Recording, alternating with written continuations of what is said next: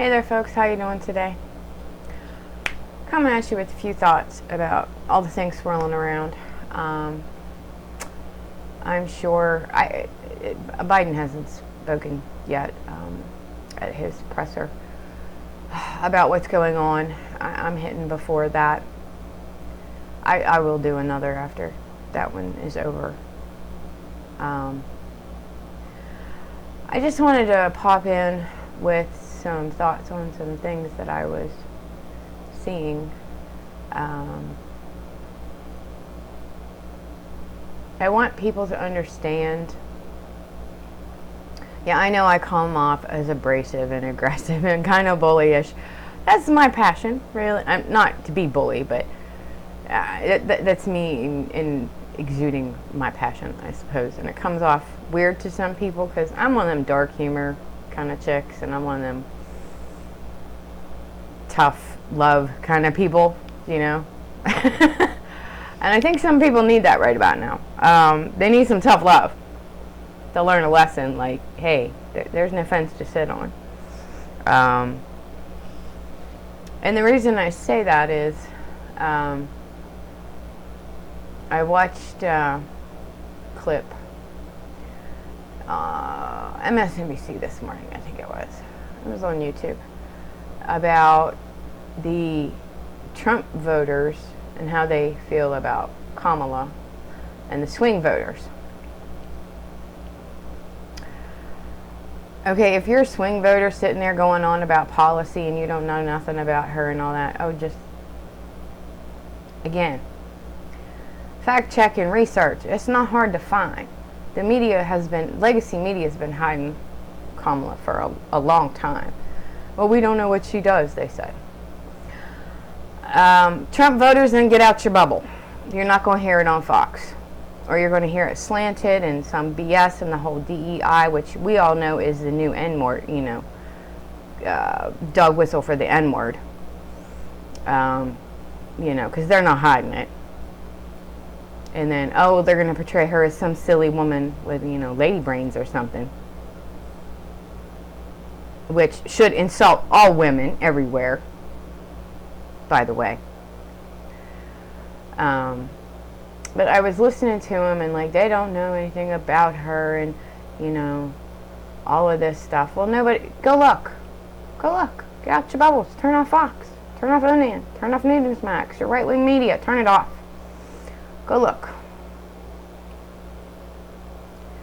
And then the swing voters were coming up with this, everybody wanting to jump on some damn conspiracy bandwagon. Stop it. Just stop. As an excuse for you to not have a thought in your head that is your own. Yeah, I know. Abrasive, right? Well, I'm just being straight.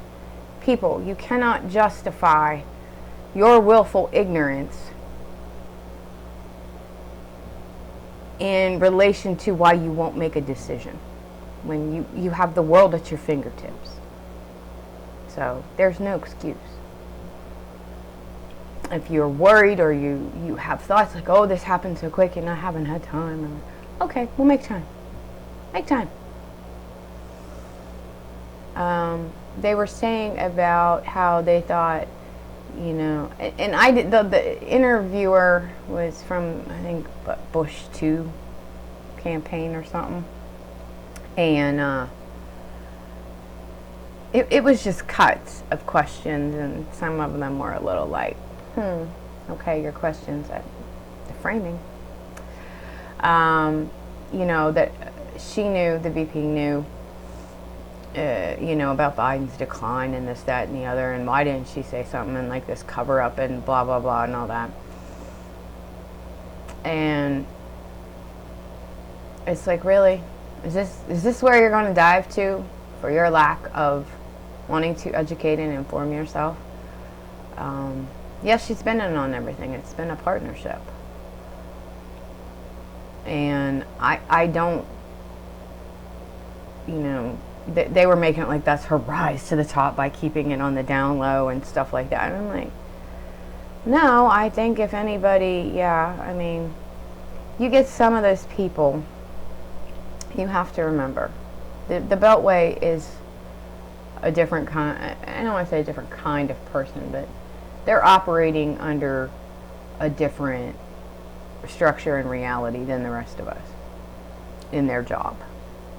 And you get some of those folks in there that are hair on fire when anything happens all the time, you know, just immediately like freak out. And maybe they said, hey, we're concerned about him or whatever, because they immediately go to worst case scenario or worst case situation, you know. And I think that's where people need to step back and be here on the ground in the real world. He's 81. He runs a country. He's the leader of the free world.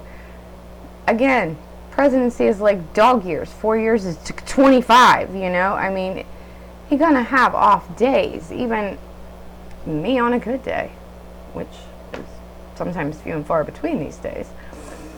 I have my day like everybody else, and I'm 50. We all have them.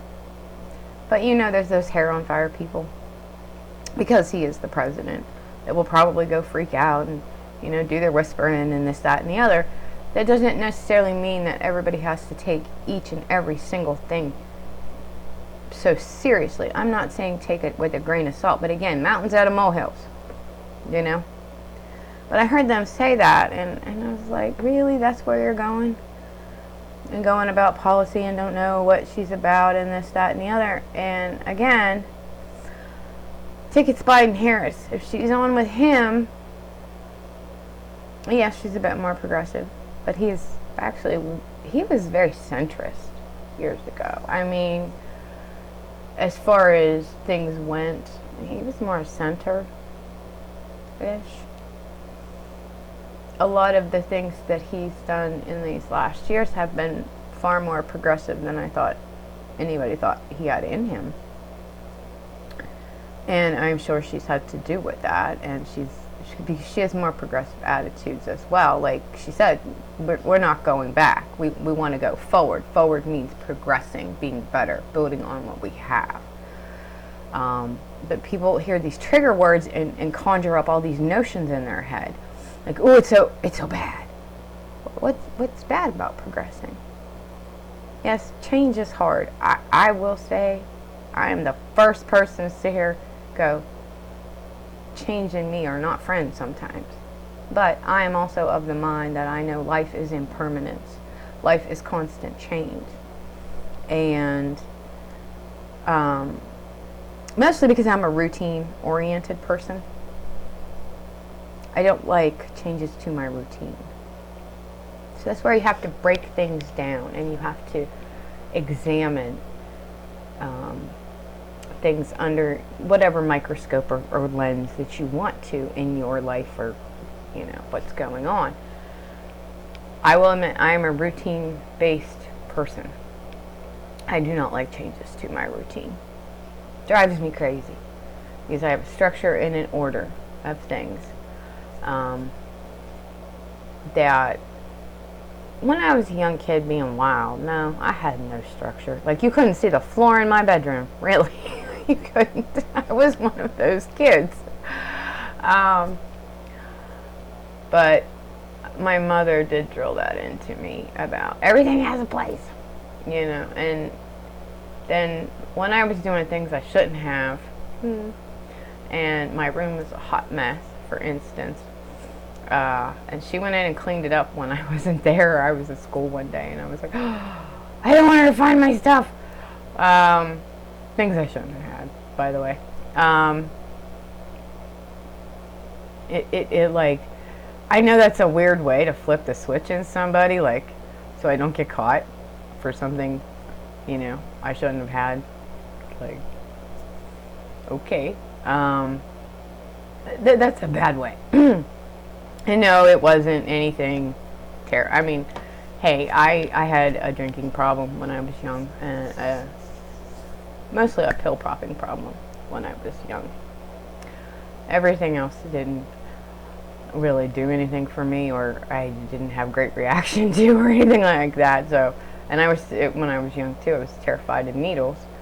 So that was out until I got an abscess in my throat. and they had to stick this big needle, like a foot long, down my throat to get the infection out, or else I was gonna stop breathing. Then you become not so scared anymore. That's for sure. And you have to watch that and don't move and don't breathe, and it is one trippy experience. But I didn't want to, find those things, so that made me kind of like, oh, I gotta keep everything just so I don't get in trouble or anything like that. I know it's a bad roundabout way of doing it, but sometimes you, again, flip your script on things, change your perspective.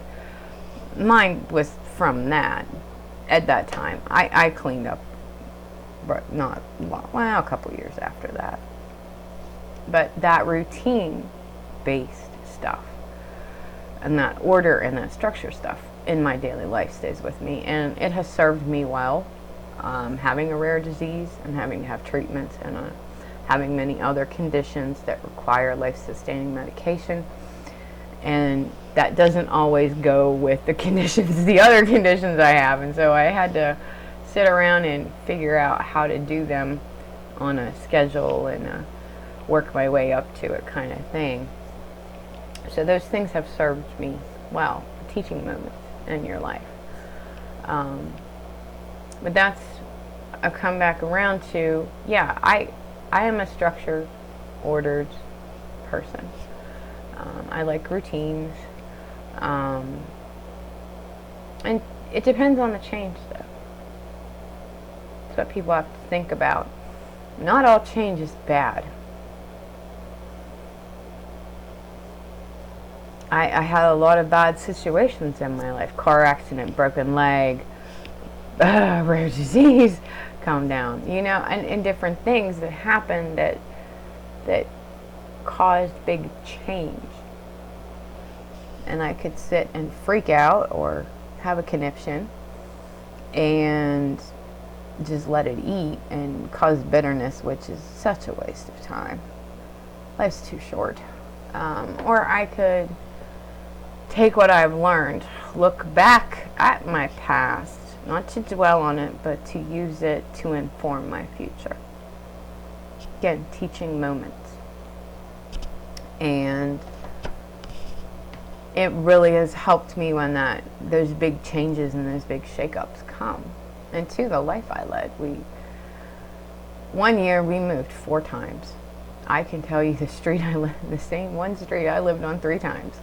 3 different places. I stopped unpacking my stuff. And that upheaval and things like that. Yeah, I guess too, in a way, I was so used to that kind of change, but it's the kind of change that's coming that you can adapt to and respond to. It's not how you react, it's how you respond. This is why words matter, folks. And I know people don't like change.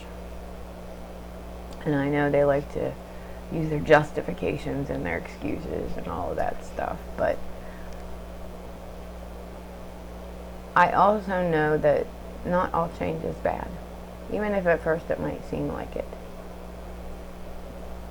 I thought when I got diagnosed, that was horrible. Because it was this rare, weird thing that, when you first read about it, is scary as hell. And then you come to a place of, okay, we don't deal the deck down here, we just play the percentages. If I'm going to sit here and be all afraid and dwell in it and all of that, what good is that going to do me with the time I have? It's wasting it. So I don't want to do that. I've wasted decades in the past, I will say. I've said it before, and I chide myself for that. But I try not to have regret. Again, take what I've learned, use it, and inform my going forward. And that's what progress is. We are all meant to evolve. especially mentally. You know, we're meant to do better, be better, have more peace with ourselves. I think. I think that's one of the things that we as people, I mean, we create a lot of things to make us really self-important as a species, which we are not. But if I could say one thing to people, if you want to have self-importance,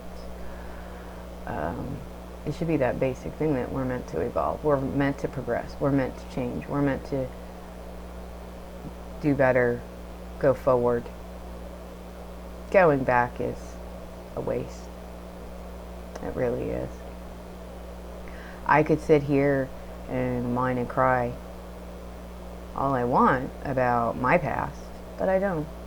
It's pointless. It serves no one. It serves nothing. And it makes you bitter.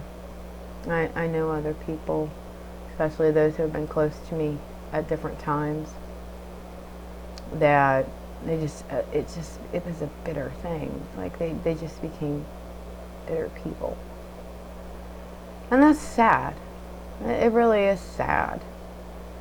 Because you're wasting time and energy.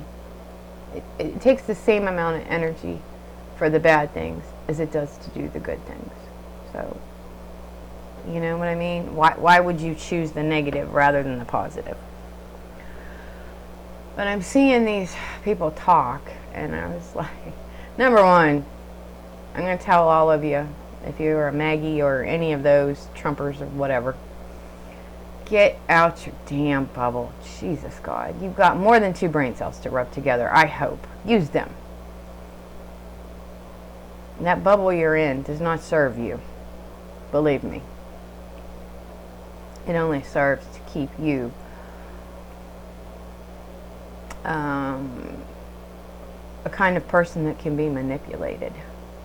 And you being played. Name me one thing Trump's administration did which is good. And don't go on your border nonsense neither. That was for COVID. You can't use that one. And you can't use it now when they tank their own bill. Because he said so. So I don't want to hear about no border shit. If you don't know about it, then go look it up. He did that. And every Republican administration and Democratic administration since Reagan has been trying to do things. And who always tanks it? They want chaos. They want to create, again, people with the hammers doing the breaking going, looks broken, only we can fix it, but we broke it in the first place. They don't want to fix it. They want something that they can have talking points on. Look at the GOP. Do they have any policy other than Project 2025 and turning us into a Hitler Nazi nightmare? A fascist country run by an authoritarian dictator. That's their policy. What policy do they have that will benefit you? And I mean, if you're one of those white Christian nationalists, oh, I'm sure that's your just absolute cup of tea. Well, I got a little tip for you. If you want that, there's a country across the pond. Starts with an R. I'm sure they'll take you. That's the kind of life they have. More power to you. Go ahead. We've had enough oppression and subjugation and lack of freedom in this country since its founding, and we have progressed to have more, and there's nothing wrong with that. You don't want to live in an antiquated time with antiquated ideas and backward thinking. That's just insanity. Doing the same thing over and over and again and expecting a different result. Yeah, insanity. And the swing voters, it's democracy or dictatorship. Again, we can all quibble about policy and how you feel about this, that, and the third that you think later, but you got to get to that other side. Democracy or fascism, authoritarianism, dictatorship. Women have no rights. Workers will have no rights. Social Security, Medicare gone. Social safety nets gone. Government takeover. of a rabid GOP. Yeah. Is that the kind of Mad Max world you want to live in? Because you on the fence about policy? Yeah, our side's been bringing policy for a minute. It's not good enough? Well, then get involved, engage. Call your legislators, call your representatives. What can make it better? What's your view?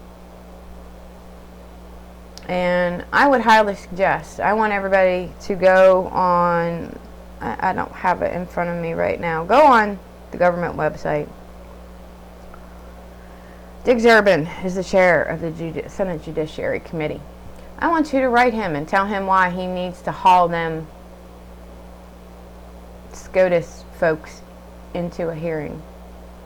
Not ask nicely and get a rejection. No. They must come. You had a hearing to get the job, you're going to have a hearing to keep your job. Thomas and Alito should be out. They are not ruling within the structure and framework of the law. They are ruling under their own personal ideology and how they want it to read. Those are two different things. They need to go. And Kavanaugh lied, Barrett lied, Gorsuch lied. Impeachment on that. They would not overturn precedent. Yes, they did. On many, many things. Not just with the Dobbs, but... And they created immunity out of whole cloth that is not even in our Constitution. Judicial malpractice. Write Dick Durbin. Tell him to move his ass. Write Chuck Schumer. He's the leader of the Dems. We're tired of this pussyfooting. These old white men need to get off their ass. This judicial needs to get handled yesterday. So get on there, get his email, get the phone number, be respectful, and write him. No, there's no sending a letter. We want to hear from these justices. No. You haul them in there.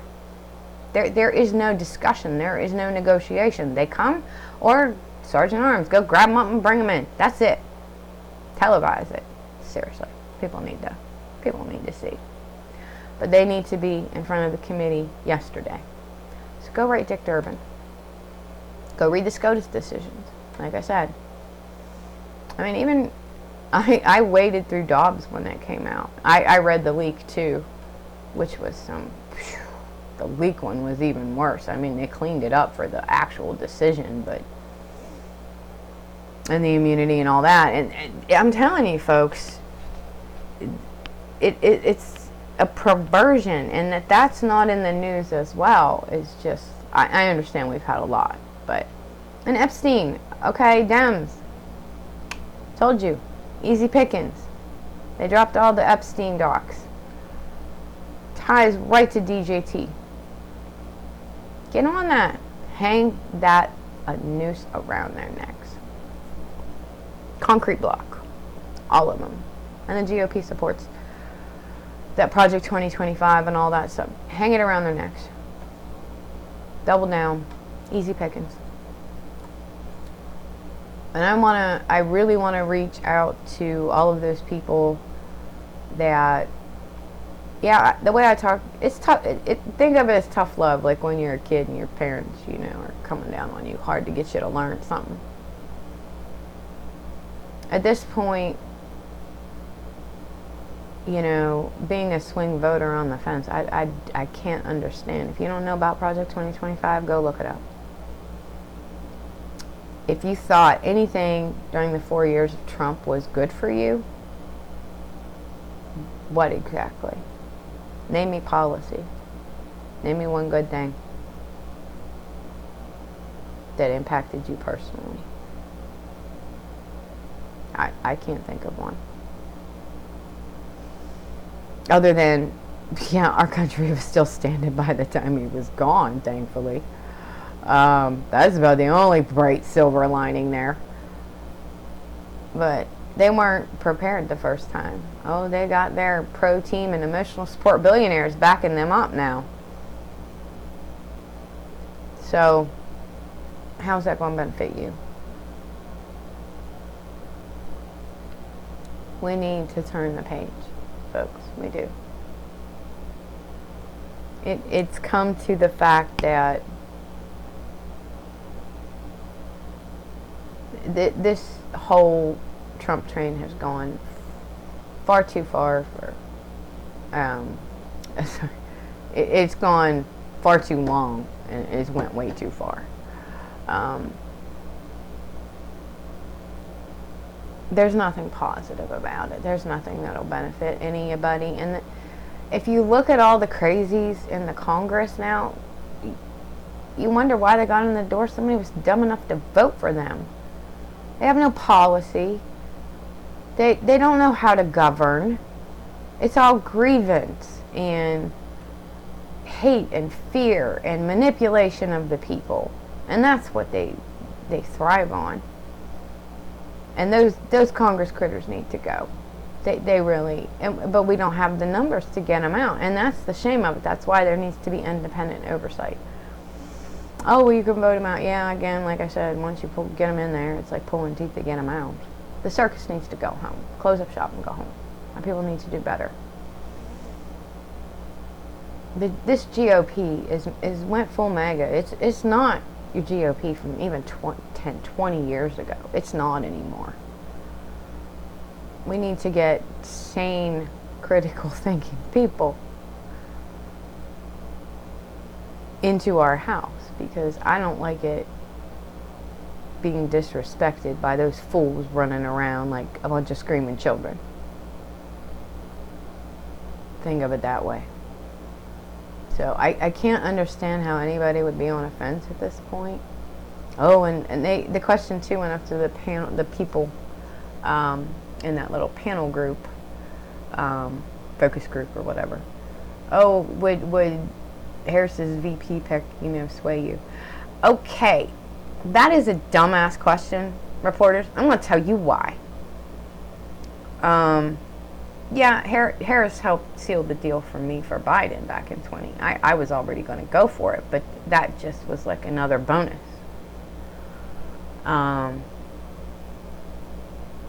She was VP. She is VP. She's been running around doing a million things.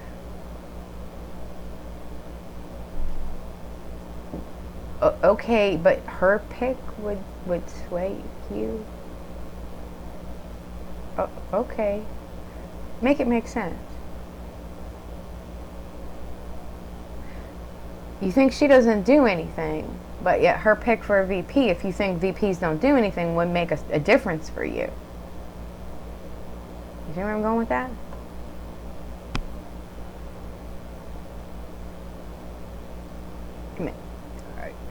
You're not making it make sense in your own head.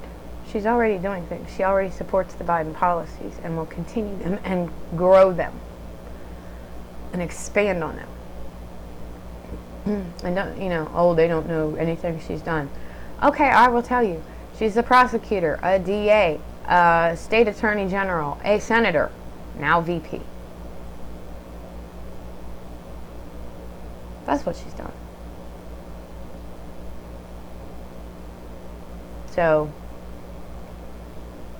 and she was good at all of it.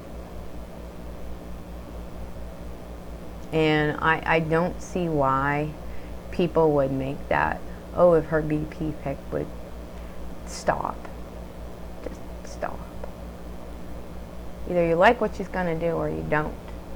A VP is going to change your mind unless I could see her doing what Biden did with her, allowing them to be more involved on the daily, on a more hands-on basis. I could see her doing that. And yes, that would totally improve, I think, some people's minds if that path would continue. Because Biden did want her hands-on right there, working with him. Others have not been as such or as much. So I think in that respect, yes, that would make a big difference. Well, not a big difference, but it would have an impact, yeah. But if you already like the policies, I didn't say all of them. Because there's some, we all have our things that we're not entirely satisfied with. But we have to remember, too, a lot of that comes to Congress. And we're not satisfied with Congress. And if you're not satisfied with the stuff getting passed, well, then you need to pick new people into Congress. You got a circus in there. It's a freak show on the GOP side. Come on now. You want stuff to get done. You can't have crazies like that running around in your house. Not going to get done. It's just going to get beat up and torn down and a mess made. And that's what we have.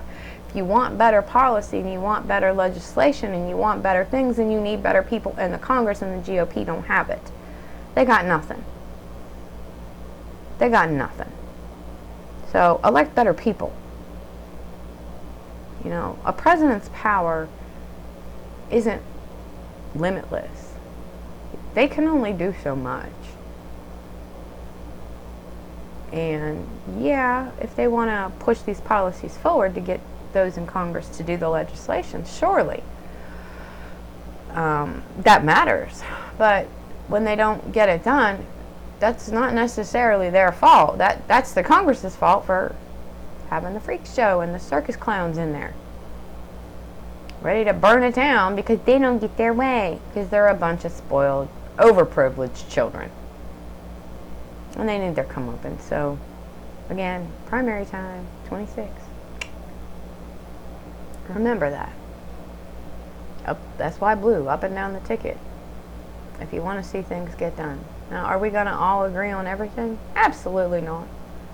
But that's why there's progress and compromise and negotiation, like we used to back in the day, before everybody under the big umbrella of Democrat Independent became the enemy of the GOP. And that's the difference. Today's GOP, everybody who doesn't agree with them is the enemy. And that's where it's wrong. That's not how you govern. That's not good government. Everybody's the enemy. And we can be like the UK and France. And look at what France did. They, in just a little bit of time, reshaped everything and, stomped things into the ground. And look at that's just kind of, in a way, what's happening with us on another level, different fashion. Things just got restructured and switched around because we have an enemy in front of us that wants to tear everything apart. Yeah, I know people don't want to just have a reason to vote against, just to vote against it. They want to have a purpose or, a reason behind it. So I did finally watch Harris's speech yesterday in Milwaukee. I suggest everybody go do so. Yeah, she's going to be just fine. But her being just fine has to do with us making sure it happens. Yeah, you want to vote for somebody and you want a reason to. And I would throw out there, folks, that very reason is saving your own damn skin. I think that's a simple enough reason as there it is. As there can be. That's it. Save your own skin. We can work out the details of everything else later. Because we will be. But if the GOP and Trump get in there, there will be no later. So, just think about that, folks. Being on the fence now is a fool's errand. Yeah, I'm sure she will bring more to the table and expand and whatnot, but even before all of this, it was a clear picture. It's the same picture, just different player. A different player came into the game. Still same picture. Democracy or dictatorship. Democracy or fascism. Democracy or no freaking freedom at all. And they talk about they want small government on the GOP side. Well, they're going to make the government real big and real up in your face. And real in your business. They're going to be that in your business. That's big government. And that's not what it's supposed to be. Again, the administrative state is there to protect and serve the people, not restrict them.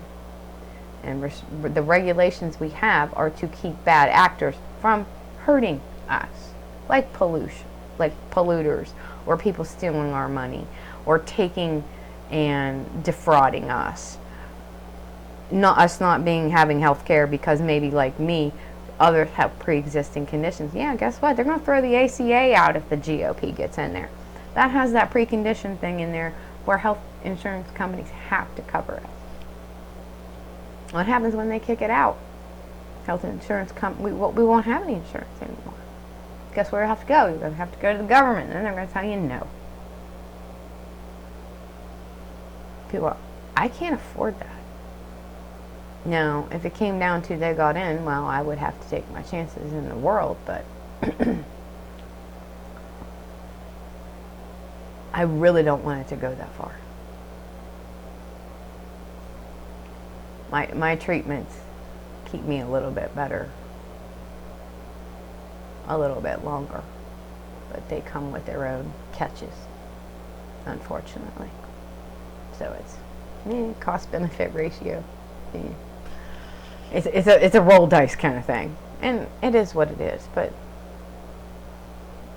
that's what we have right now, and I work with what we got. And if they come up with something better in my lifetime, I hope they do. But we need the opportunity for that. And I know there's not just people like me, but there's other conditions, and under a Trump regime, that will not happen.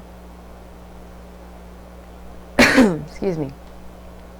And I really want people to think about these things. The game hasn't changed, just a new player on the board. It is still the same enemy in front of us. They call us an enemy, well, I'm calling them back one. They're the enemy. Not because they don't want to, well, I guess, yeah, they don't want to govern as people, our people in authority should, which is bad enough, but they want to strip rights, and take away freedoms, and suppress. Then that's the enemy. So if they were calling us an enemy, I'm willing to call them an enemy right back. So I just want people to think about these things. Everything is still in play. All the same stuff, just because you're not hearing about it in the media. Go look up the Epstein stuff.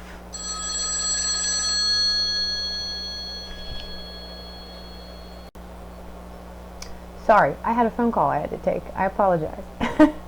I don't even know where I was now. It was distracting. My Poochie, she has a skin condition, and this summer it got quite bad. Bugs in the weather, I think, but it just made her physically sick. So we had to go get her to the vet and find some better stuff for her, and it's actually working really well. I'm very happy. She's much better, and it's nice that the vet calls to check and make sure everything's okay. But no, I want to impart to people that I'm not saying make a rash decision, but in these extreme times that we have right now, where you're faced with 1930s Germany on our doorstep in opposition to what we have right now, which is not great. That's why you got to work at it. I don't know how that could be a choice that's hard to make. Sorry, cats now. I tell you, the whole herd is just acting up. But I don't know how that's a choice that's hard to make. All the other stuff is stuff that if you get people who want to do the work, which we don't have a lot of those on the GOP side right now. They just want their authoritarian Christo-fascist movement. They don't want anything else. You need to get those bad actors out our house. If you want to get anything done, you need to look at the mirror, and your choices on who you're voting for. And if you want to keep the crazies in there, honestly, some of them, the way they are and what they say and how they talk and just their whole views, it's like any one of us would be in a rubber room. Come on now. Be smart about it, people. I just wanted for people to stop and think. Educate yourself. Don't stay in your stupid right-wing media bubble. They are grifters. They're grifters. It was funny. I was watching Hal Sparks breaking down J.D. Vance's speech and the ads that come up. Buying ivermectin. I mean, that's their grift, people. And they're not taking my money because I ain't that stupid. They're taking your money because you buy that bullshit. I had a laugh. And his speech was, he's evil Care Bear. Evil Pillsbury Doughboy. Or somebody had something on Threads, Stay Puft Marshmallow Man. He was going after the Ghostbusters. I was like, yes! But I like to, I don't want evil Stay Puft Marshmallow Man, But I guess they all are. But it was just like, yeah. Or Total Recall.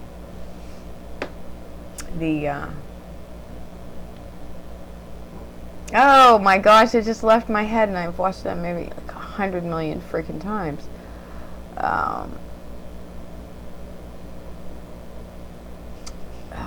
I can't believe I just had it and I lost it. You know what I mean. Total Recall, the thing growing out of the guy's stomach. I can't remember the name. Oh my god, I'm such a bad nerd. I'm sick today, so not feeling good. But yeah, like that too. I mean, they have some really good ones over there. I swear, people go over to Threads. It's a hoot sometimes. Vance is like just no charisma, and the things he says. He was telling a story about a girl that they were driving back to her house, and she apparently had come from some, bad abuse in her house, but yet they were driving her and they were taking her to this house. Like, it made no sense. Like, how is this story? That means they're good people. Well, no, if you just had this girl come from a bad place and you just took her to her house, like she come from abuse or something, why would you take her back there? Like, it makes sense, And he's telling like these are inspirational stories or something, but no, they have so many more questions, if they're actually even real. I know it's just to try to tout up his good down home thing, but I'm sorry, you may come from somewhere, but if you forget where you come from, and you've got emotional support billionaires funding your ride, and you think you a good old boy with your, $1,000 suits, really? No, you ain't talking to the people on their level, and you are certainly not representing in the fashion that you should where you came from. There's an air of condescension about his talking too that I find disconcerting. And he's trying to be funny, and it just comes off so ew.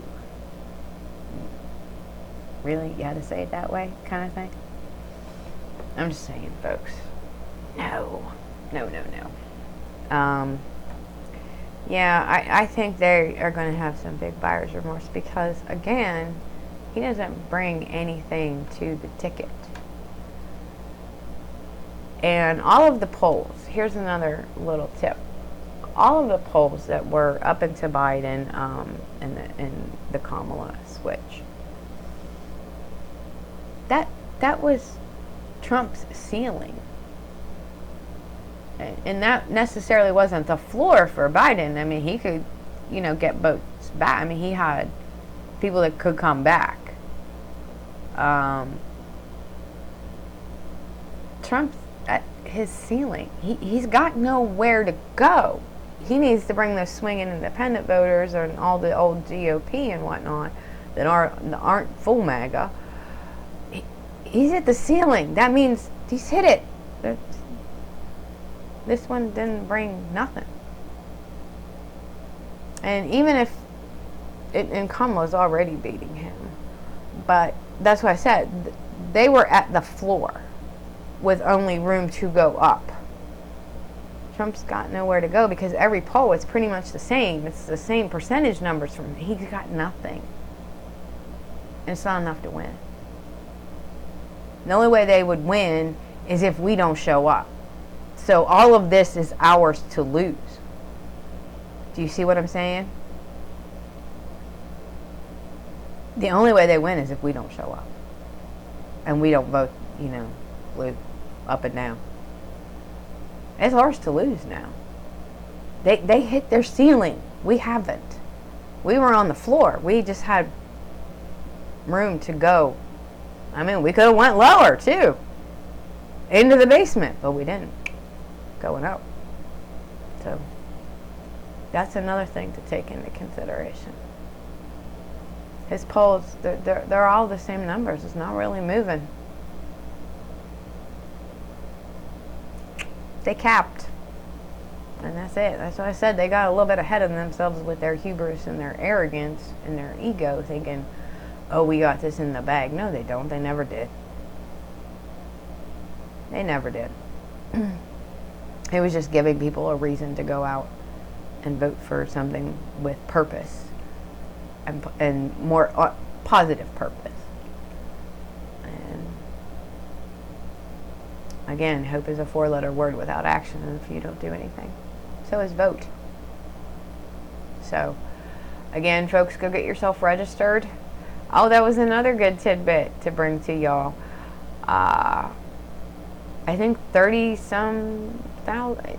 There was a lot. The percentage was through the roof of since this weekend how many people have gone and registered to vote. It's like up like some hundreds odd percent. I can't even remember the numbers, but I did see that earlier.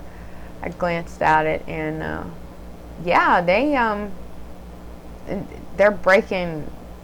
It's breaking barriers, really. All the people registering to vote that weren't registered.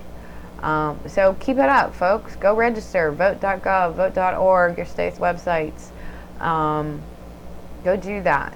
And if you want to check out candidates, if you want to look, there's Billy the Fifth Column did a clip about this a few days ago. It's Ballotopedia and Smart Vote websites. You can go, there's another one. Go check his clip. It's a couple of days ago. Giving you good references that he has links to in the comments. The blurb part he has. But if you want to check on candidates, and I think Ballotopedia is one of those ones that has the toggles on both sides, and it's kind of, it takes a minute to get used to and stuff. But you can look up candidates' money, open secrets. You can always find who is funding your people. Get all the skinny on all that money. Open secrets. If you want to find out more. But definitely go register to vote. A lot of people are getting on that, and if you aren't, please do. And don't just register. Follow through with action and vote. Again, this is ours to lose at this point if we can't rally and stay on point and say we want to choose a better future. We don't want fascism. We want democracy. Granted, it's not the greatest, but that's why it's work. That's why it is democracy. You got to keep working at it. And just think, if we get fascism, that's what you leave to your children, your grandchildren, your family. And once you get that, it is hard as hell to get it back to a free society. Look at Russia. oh, that's the window dressing of freedom, but they ain't free. So I said, if you don't like how it is here and it just, you want that white Christian nationalism, they'll take you. They're all about that. So, again, if I come across a little harsh or abrasive, it's tough love, people. It's tough love. I'm trying to get y'all to think, because I know people can think. And don't sit there using your excuses. Oh, I just don't know enough yet. Well, then go fucking look. You have it in your hands. You have the world. Boom. Look. You don't have to wonder. Look. Don't say you don't have time. You can take a minute. It's not that hard. So, go get registered to vote. Everybody who's not, everybody who is registered, go check your registration. GOP-led states, again, are purging. Make sure you're still good to go. If not, then go back on and re-register. The window's closing, folks, so not a lot of time. So definitely get on board with that. And the diva is here, telling me time to vote. So everybody have a good one. Peace out.